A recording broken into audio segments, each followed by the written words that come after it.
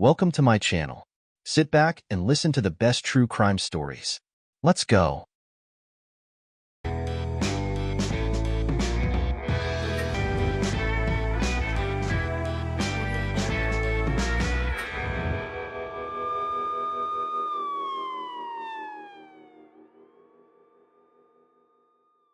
In detective fiction, the murderer usually turns out to be the hero whom the viewer and reader would least think.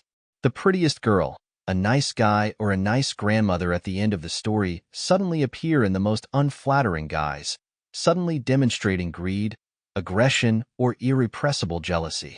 And we, patting ourselves on the knees, suddenly say, "Well, I knew it." We should have expected that the most harmless hero would turn out to be a criminal. But in real criminal cases, in 99 cases out of 100, the criminal is a spouse, a former criminal, or a drug addict neighbor. In life, most often the outcome of stories is banal and predictable.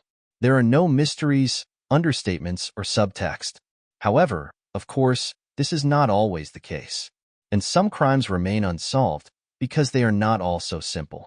Some cases, at first glance seemingly simple, at some point suddenly get such a denouement that the most sophisticated detective would not have come to mind. In this article I intend to devote to just such cases, 5 criminal incidents, which had an incredible plot twist. Double hit August 3, 2017 was marked by a very strange event for the small, but very picturesque French village of Autun-du-Pert. 2 bodies of wealthy French men were found in one of its estates, 69-year-old Lucien Perrault and 38-year-old Olivier Boudin. It looked as if both men had died almost simultaneously, immediately after a hearty meal consisting of roast beef, canned beans, and many appetizers. Lucien Perrault was lying on the floor near the table, and according to the forensic experts, died of suffocation. Olivier did not even have time to get up and knocked his head off a glass of young wine, and fell face down into the plate, disturbing the peace of a piece of camembert and a freshly baked baguette. The house was in order. There was no sign of intrusion or struggle. It seemed like a frame from a movie, stopped and frozen, like a loop in time. But 2 people of different ages do not die so gratuitously and instantaneously. And, having examined the scene of the crime, the police began to lean to the only possible version. Probably, the men, something taken or eaten, poisoned. And the cause could be both poisoning by poor quality food and murder and suicide. This case was to be investigated in detail because the culprit of the double death could be the sinister botulism, or God forbid some archaic poison like strychnine or arsenic. Fearful rumors about skeletons in the closets of the dead immediately spread through the village. And although in life, all considered Lucien and Olivier people in all respects decent, in the local bistros suddenly began to talk about their oddities and possible connections. The police were in a hurry to solve the mystery. The first thing sent all the collected food from the table in the famous Parisian Institut Pasteur, from where very quickly came the answer that there were no traces of botulism. The case promised to become complex and intricate, making detectives in moping because of the possible failure to solve the mystery. France was suddenly talking about a mysterious double murder. The newspapers were abuzz with headlines, and social media began to crackle at the seams with multi-page discussions. But all this suddenly burst like a soap bubble as soon as the autopsy results of both victims appeared. It is unlikely that Agatha Christie would have thought to create such a twist in the plot, but it turned out that both men really did die at the same time, and each for a different reason. Perrault literally choked on a piece of beef steak that had gone down the wrong throat. Because of the lack of some teeth, he simply could not chew the fibers of cow meat well. And if things hadn't gone the way they went, saving himself from the strangling grip of the evil steak could have been aided by Olivier. But at this very moment he was busy gulping air with his mouth, unable to cope with the spasm of his heart muscle. Most likely, seeing his friend choking on a piece of meat, Boudin, suffering from a heart condition, was so frightened that he died of a heart attack on the spot. When the case turned out to be solved, the locals felt almost cheated by such a prosaic denouement. But, being true Frenchmen, they soon decided that fate had metaphorically pointed out to them the fragility of human life. Drunken moose on a dark September evening in 2008, 68-year-old Agnes Westland, who lives with her husband Ingemar in a house on the outskirts of the tiny Swedish village of Loftahammar, went for a walk in the woods with her dog Jock. Long walks were not unusual for Agneta Westlund, but night fell and she still hadn't come home, so a worried Ingemar went looking for her. Very soon he found his wife's torn body on the shore of a local lake, after which he reported the incident to the police. When the police arrived at the scene of the crime, they saw a horrible picture. The young and trim Agnete had been run over by a truck at breakneck speed. Many of her bones were broken and her entire body was covered with lacerations from some kind of cutting instrument. As it was unlikely that a truck could have hit her in the empty forest at night, the police immediately suspected her husband of being responsible for her death. By late the next evening, Mr. Ingemar Westlund was in custody, and detectives were ransacking his home in search of the crime weapon. Soon, forensic investigators were able to find a lawnmower in the shed, the blades of which were covered with fresh bloodstains. After this discovery, the police began to develop a theory that the body of the murdered Agneta had been mutilated with the gardening equipment. And to prove this, the forensic experts began to conduct long and, as it would later turn out, highly questionable experiments on killing a pig carcass with a lawnmower. In the end, the police failed to reproduce the conditions of Agnete's death with the grass-cutting equipment. So the detectives began to scratch their heads to come up with new circumstances. After 10 days in a cell, Ingemar was released. No, he was not cleared of suspicion, but the court considered that the 70-year-old man was unlikely to run away and escape from justice. Therefore, he could be released on bail. The man was taken outside in his prison robe and warned not to leave the village. Upon returning home, Westlund, who had been trying to prove that he had nothing to do with the death of his beloved wife, found that he was now an outcast. His neighbors didn't want to talk to him, the store clerks refused to serve him, and friends and acquaintances turned their faces away when they met him.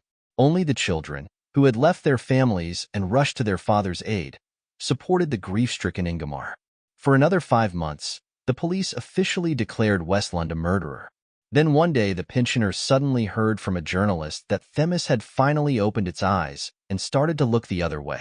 The detectives didn't even bother to inform Ingemar themselves that they had finally stopped considering him a suspect. A year after the tragic death of Agneta Westlund, it became known that the police had a new suspect. This mysterious and still uncaught criminal turned out to be a moose. It turned out that criminalists and experts, who had not been pushed for a year and were in no hurry, had found saliva and hair of a Swedish moose on Agneta's body.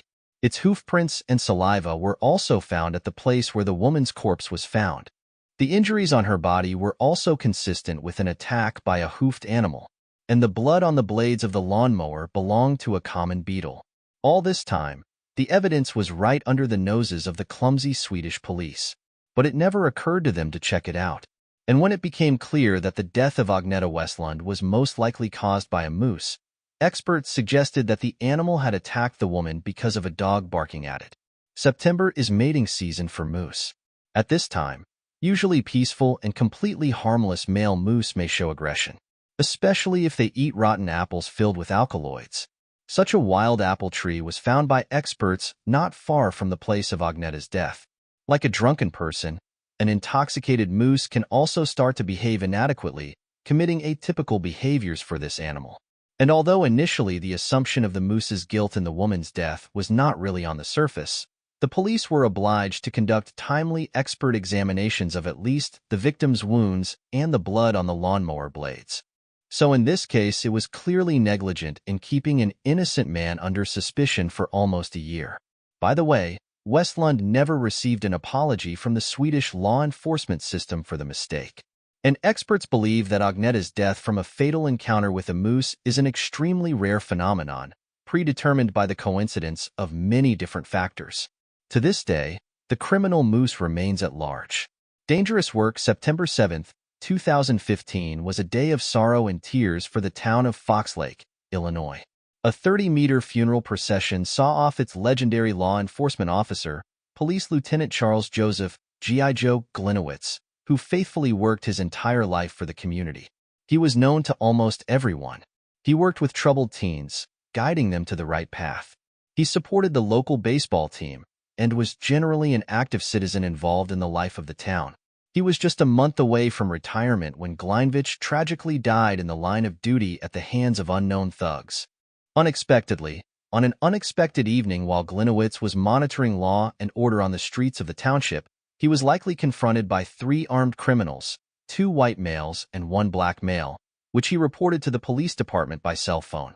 For several minutes, he pursued the intruders into a wooded area, recounting his actions to a dispatcher and begging for backup to arrive as soon as possible. But when help was already on the scene, they heard 2 shots ring out somewhere in the thicket. Running to the sound, Gliniewicz's colleagues found him dead. He had been shot twice, once hitting his body armor.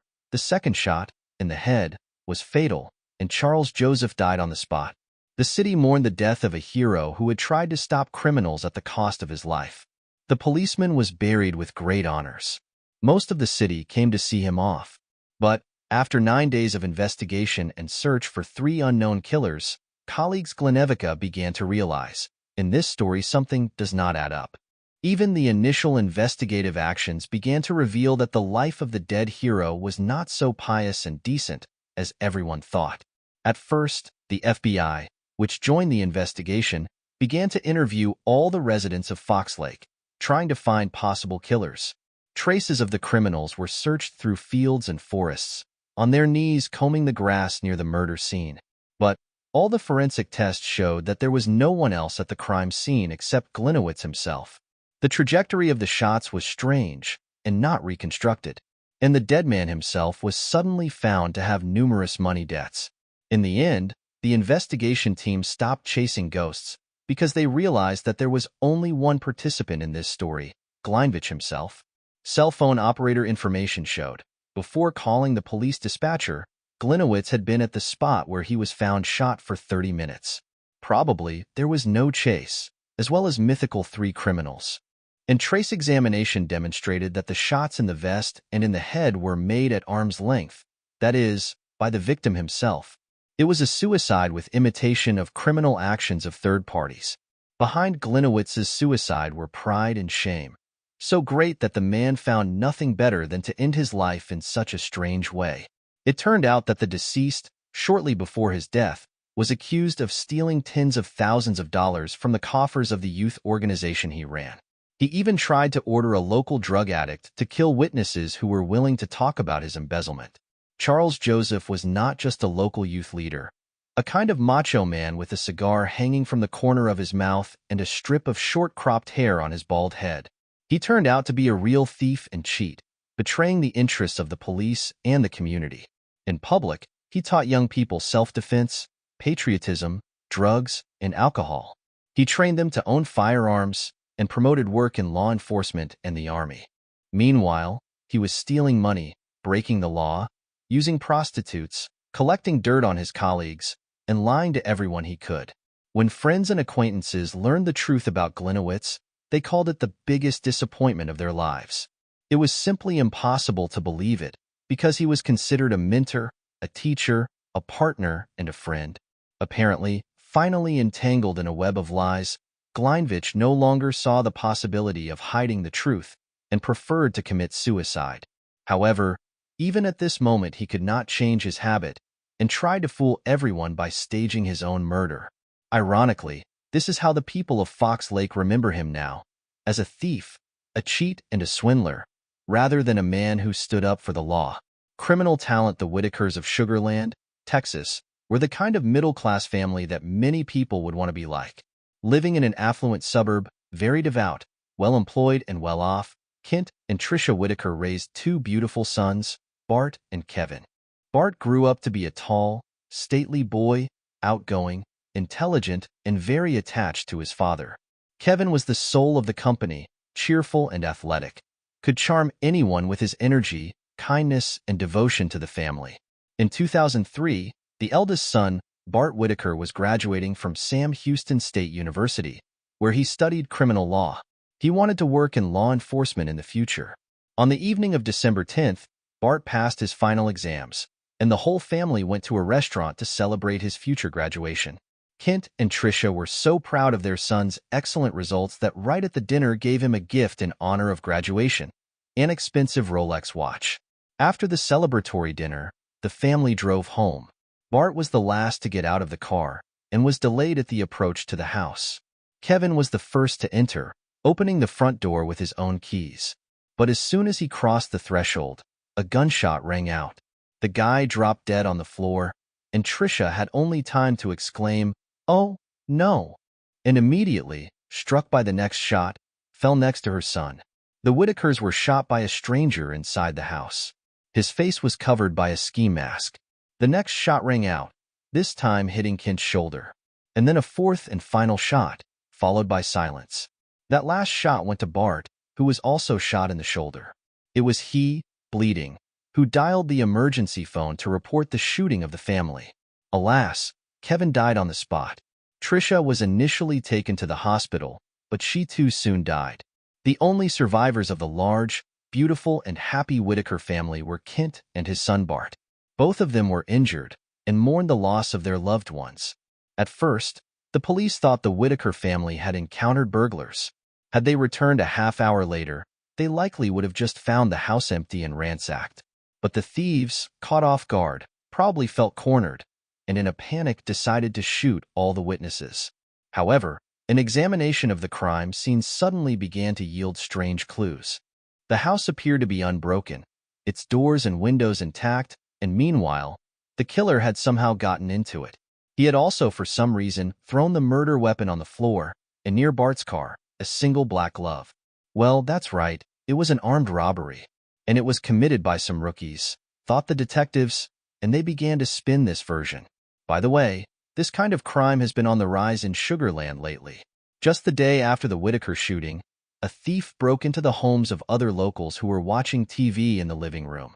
He pulled a gun on them and forced them to hand over everything of value. Within 24 hours, the police were on the trail of this criminal, suggesting that he might be the possible killer of Tricia and Kevin. But, surrounded by police, the intruder committed suicide, leaving detectives without their only potential suspect. He was soon identified as 20-year-old Jerome Lethem Brown, who had recently served time for drug dealing. With the suspect no longer available for questioning, detectives had to resort to unorthodox methods to tie Brown to the Whitaker murders. Search dogs were called in and sniffed the glove and gun they found, but found no sign of Brown. Plus, this thief had the gun he shot himself with, and he wore gloves on both hands. In other words, all indications were that Brown had nothing to do with the Whitaker family shootings, and the police were looking for someone else. 4 days later, detectives asked survivors Kent and Bart to show in detail at the crime scene how the attack happened. It turned out that Bart then tried to stop the killer and confronted him. But, wounded, he was unable to confront the criminal. However, the question remained how the stranger managed to get into the house without damaging anything. Besides, he never stole anything, but, for some reason, pulled out all the drawers of nightstands and dressers, and at the same distance. It seemed that such actions were more likely to be carried out for the purpose of staging, rather than searching for something valuable. But still, the criminal used something in the Whitaker house without their permission. It turned out that the thief and murderer broke into the safe where the gun was kept, and it was with this weapon that he shot the family members. That is, Tricia and Kevin were killed with a gun that was hidden in a safe located in a closet on the second floor. And the perpetrator somehow knew what to do to find the weapon. Putting all these pieces of the mosaic together, the detectives began to reasonably believe that the shooting of the Whitaker family was not due to a robbery gone wrong. And the first suspicion fell on Kent Whitaker. But he answered all questions openly, cooperated as much as possible, was sincere, and his answers never once disagreed with the proven facts. But about Bart, a family favorite, an exemplary son, and a successful criminal law graduate, strange information suddenly began to surface. It turned out that the Rolex watch was given to him for nothing because Bart did not graduate from the University of Houston at all and studied only in the first year. His attendance and grades were abysmally poor, and the university administration was thinking of expelling him. Grades and all the stories about his studies turned out to be forgeries and lies. Bart lied to his family about his academic success, and the police immediately notified his father. For Kent Whitaker, this was a real blow. He had just lost his son and his wife, and his surviving son turned out to be a pathological liar, skillfully deceiving the entire family. Kent was incredibly upset, but still tried to ask Bart the reason for his lies. Without blinking an eye, he said he didn't want to upset anyone. The explanation satisfied the father of the unlucky son, but did not like the detectives, who in addition came to a witness who said he knew who the murderer Whitaker. That witness was Adam Hipp, an old friend of Bart's, and he said that Bart wanted to kill his family, having come up with a whole combination to carry out this plan. The dinner at the restaurant was a decoy to get everyone together, and Bart's accomplice was to kill the Whitaker family, making it look like a robbery gone wrong. Initially, the role of the accomplice was Adam Hipp, whom he persuaded to commit the murder. For the crime, he promised huge sums of money, which he could receive as insurance after the death of his father, mother, and brother. According to Bart, the amount of such inheritance was to amount to tens of millions of dollars. The most surprising thing is that none of this was true. The Whitakers did have insurance policies, but the sums involved were in the 5 figures. In the end, Hipp turned down Bart's offer, was not involved in the crime, and had an ironclad alibi. But the fact that he had drawn the plan of the Whitaker house without a hitch and knew the nuances of the crime said that it was Bart who had ordered the murder of his mother and brother. The detectives, naturally, shared the information they received with Bart's father, trying to warn him against his son trying to kill him. But Kent was already so overwhelmed by the grief that had descended on him overnight that he thought, if my son finishes me off, I'll just take the pain away. He didn't want to lose any more, for he had nothing and no one to lose but his only son. Using Hipp's information, the detectives eventually managed to find Bart Whitaker's real accomplices. They turned out to be his buddies, Stephen Champagne and Christopher Brashear. 2 years of surveillance, evidence collection, and heartfelt confessions proved that the Whitaker family members were shot by Christopher Brashear, while Stephen was sitting on the lookout in the car outside the house. When Bart realized that his accomplices began to follow the police, he again robbed his own father, taking the money he was saving, and went on the run. But, soon enough, his whereabouts were given up by a man to whom Bart turned for help in illegally crossing the Mexican border. It turned out that Bart had been living in a small Mexican town for several months under the name of Rudy Rios. But his carefree life quickly ended after the Mexican police swooped in and soon organized the transfer of the criminal to the American authorities. 2 years after the murder of Tricia and Kevin Whitaker, Bart was brought to trial, which, based on all the evidence gathered, sentenced the unrepentant killer of his own family to death. So what initially looked like a classic armed robbery turned out to be a contract killing, in which a young man completely without motive decided to kill all the people closest to him. This story could have been considered complete, but Bart is still alive to this day. It is not known what words he found to apologize to his father. But during the entire trial, Kent Whitaker was the only person in the world who didn't give up on Bart and helped him in any way he could. Kent persuaded the prosecutor to let Bart live, arguing that otherwise he would be victimized again if the state killed his last loved one. Thanks to all his persuasion, the result was that Bart's death sentence was commuted to life in prison. Just minutes before a syringe of poison was to touch his vein. Autoimmune reaction Craigslist is one of America's largest and most popular electronic classified sites. We call such services bulletin boards. Every day, hundreds of thousands of people successfully use Craigslist, selling things through it, exchanging houses, getting acquainted with someone, and giving in safe hands pets. It would seem that such a service can be a threat to anyone.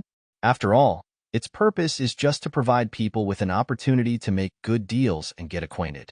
Angela Maria Diaz, a 31-year-old resident of Fullerton, thought so until June 2016, when she found out that some attacker had started a horrible correspondence on Craigslist on her behalf. Just under a year ago, Diaz married the love of her life, Federal Marshal Ian Diaz, and right now is carrying 2 twins under her heart. But it was probably this fact that caused some stalker to stalk the woman. Specifically, the scammer, who went by the nickname Lilith Hadley, responded to an ad seeking women interested in sexual rape fantasies. "If you're available, find me. Come inside and take me," wrote Lilith in response to this ad, while providing Angela's address. Naturally, such an invitation could not help but provoke sexual perverts to action. 3 days after the fake letter, Angela called 911 to report that she had been attacked by an unknown male. He attacked her in her garage and attempted to rape her, but Angela miraculously managed to fight back. When police arrived on the call, they found the woman crying on the garage floor with finger marks on her neck and a torn shirt. It appears the man who attacked Angela was a perverted Craigslist man. Luckily, the cops didn't have to search long to find the suspect. Diaz told them she knows 100% who did it. The stalker was none other than 30-year-old Michelle Hadley, her husband's ex-fiancée, who has been harassing Angela for weeks. She threatens and intimidates, sends letters, and threatens to harm both Angela and her unborn children. The woman has already suffered so much from her abuser that she was afraid to stay home alone. However, until now, the stalker was limited to only minor mischief, but now these threats have become a reality, and Diaz was determined to put an end to it. The police studied all the threatening emails sent to Angela and realized that the incident with the attempted rape is part of the pushing. Therefore, without any hesitation, the same day arrested Hadley, who organized the harassment of the wife of not just some small clerk, but the entire federal marshal. True, Michelle flatly refused to admit her guilt, sincerely surprised at the accusations, and soon came out on bail of $100,000, paid by her parents. While Hadley was in a cell, Angela was able to catch her breath by stopping receiving threats. But unfortunately, the stalker was free again, and the emails with swearing and blackmail resumed. Equally, so did the calls on Craigslist. Already on July 13, 2016, Angela had to call 911 again, asking for police protection from a teenager who had broken into the house to rape her. This was already too much. The very next day after this incident, Michelle Hadley was again placed in custody. Now the bail amount was $1 million, the kind of money Hadley's parents didn't have, and the woman remained in a holding cell. She spent the next 3 months in jail. Meanwhile, detectives were trying to understand what kind of person Michelle Hadley was and what her true motives were for such an aggressive pursuit of Angela Diaz. It turned out that none of Michelle's acquaintances could say anything bad about her. Growing up in a devout and conservative family of small businessmen, she was a model citizen who never broke the law. Many called her a bit reserved, very quiet and hardworking. She was close to her parents and younger sister. She worked hard, sometimes 70 hours a week, paid her bills on time, and didn't even violate parking conditions. In August 2013, at the age of 26, Michelle began corresponding on a dating website with 35-year-old Ian Diaz, whom she immediately liked. Attentive, caring, sweet, and funny, he worked as a federal marshal. And it should be understood that for this position in the United States, take only highly moral people who pass a strict check. On just the second date, Ian told her that he loved Michelle and gave her a diamond ring in honor of the engagement. And although such a confession sounded a bit premature, the girl was incredibly flattered by it. She did not find Ian's proposal strange, because he was already an experienced man, obviously clearly realizing what he needed. In 2014, the couple moved in together and a little later took a common apartment in the mortgage. But Michelle and Ian's relationship did not work out, and in August 2015 they separated. Later, Diaz again on the dating site met Angela, and they had a stormy romance, which in February 2016 ended in a lavish wedding. And all would be well if the past had not begun to catch up with Ian in the most perverse form. Probably Michelle, who did not accept the breakup with her boyfriend, suddenly decided to take revenge on both him and his new wife. That's when the whole horror began, with threatening letters and fake Craigslist accounts. The stalker first showed up about 3 weeks after Angela found out she was pregnant with twins. Suddenly, she started receiving creepy, threatening, and abusive letters in her mail. The writer did not hide who he was, calling himself Michelle Hadley. Not intending to tolerate it, Angela immediately went to the police, where she reported the stalker. And 2 weeks later, she got a restraining order against Michelle Hadley that she had no right to approach him even at a cannon shot. But it did little good. Michelle continued to intimidate the poor pregnant woman, whose nerves could not take it anymore. In a month and a half, she had to contact the police 21 times to protect her from psychological terror. In the end, she got so tired of it that she started demanding that the irrepressible ex-girlfriend of her husband be put in jail. However, the police had only emails as facts. For such a thing, You cannot send a person to jail. And suddenly, the stalker behaved too arrogantly, sent on behalf of Angela a response to an ad on Craigslist. As a consequence, the woman was attacked twice, and Michelle Hadley could be held seriously responsible for that.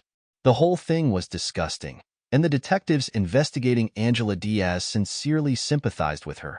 In addition, her husband was a federal marshal, and the police, who felt a sense of professional fellowship with him, wanted to keep Angela out of trouble at all costs.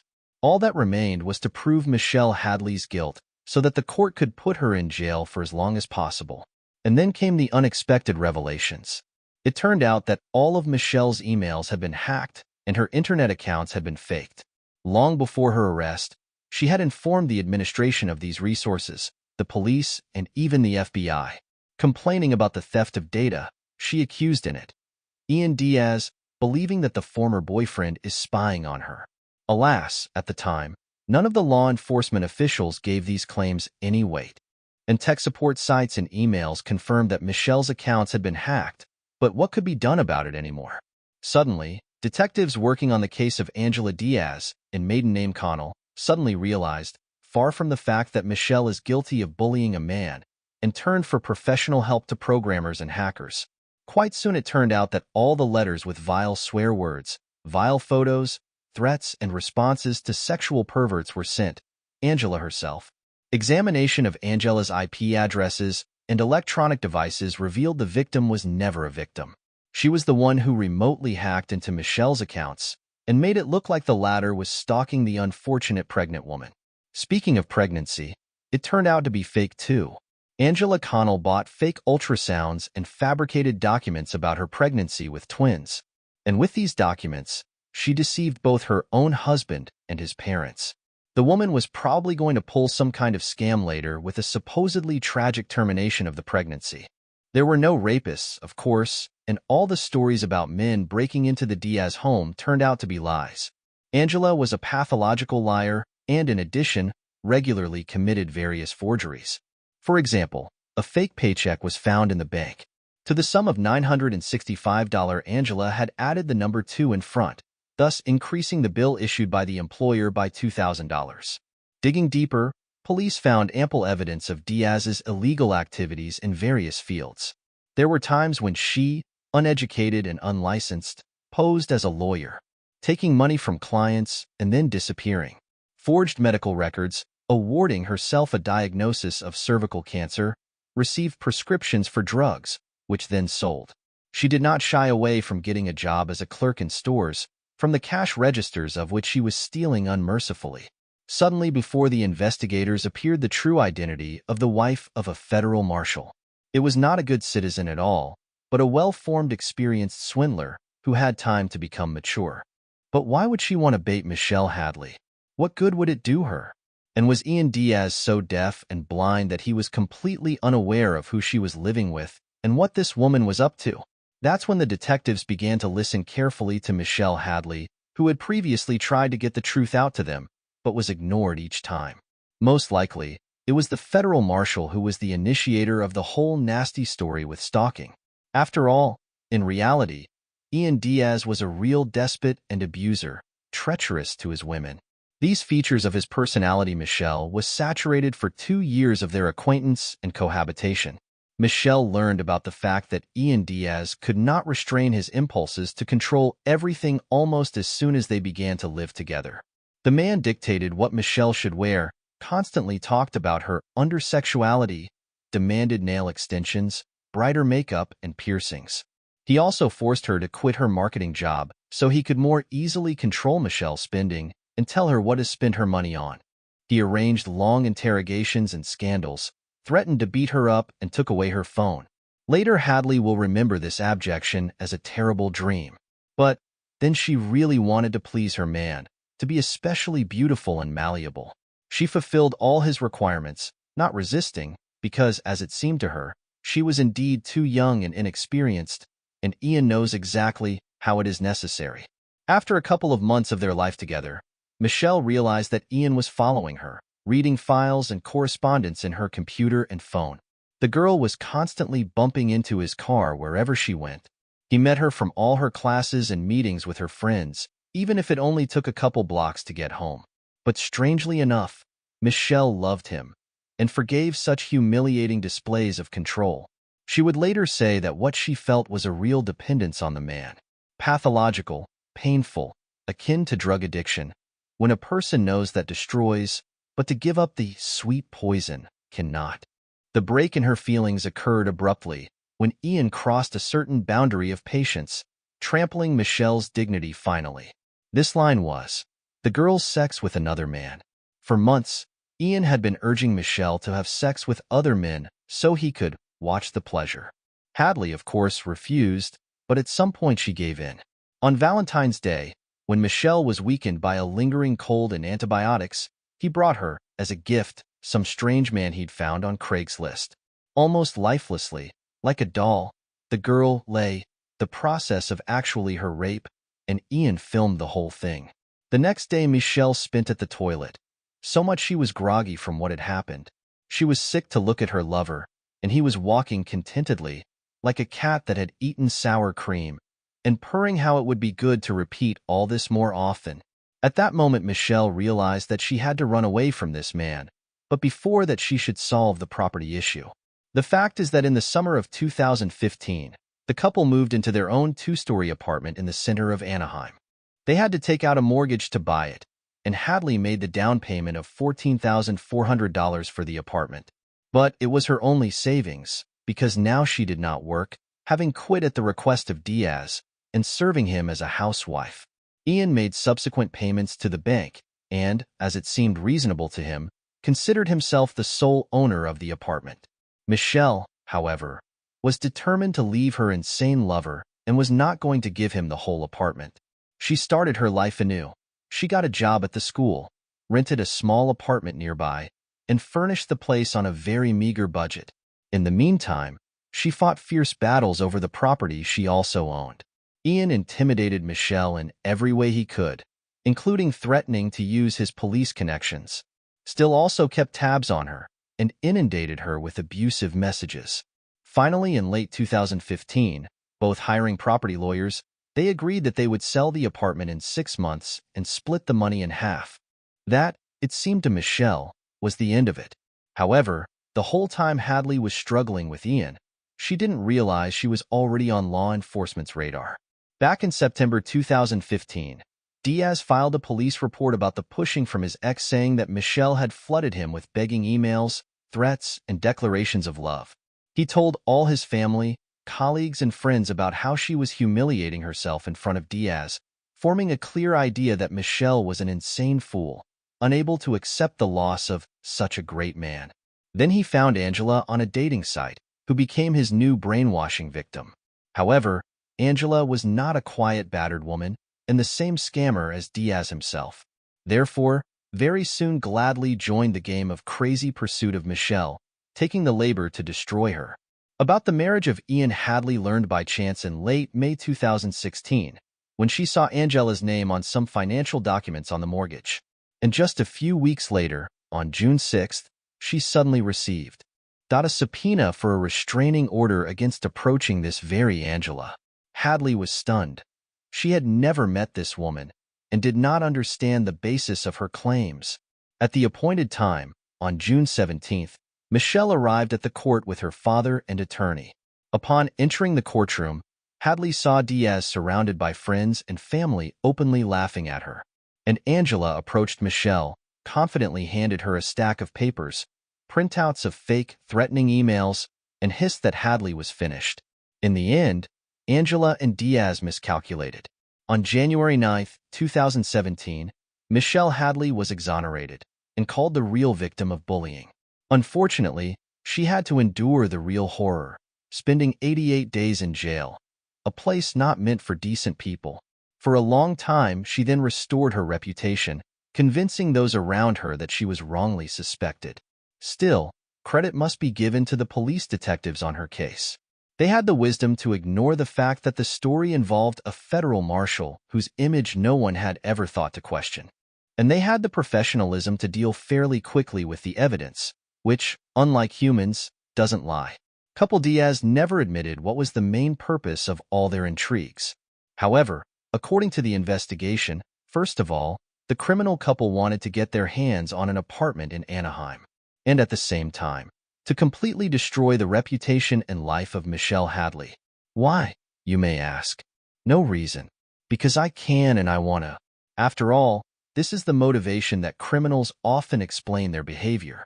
Bottom line, Angela Diaz got 5 years in prison with confiscation of property for her shenanigans, and Ian Diaz with disgrace and deprivation of all regalia, expelled from the Marshal Service without pension, severance pay, and the ability to hold any public office.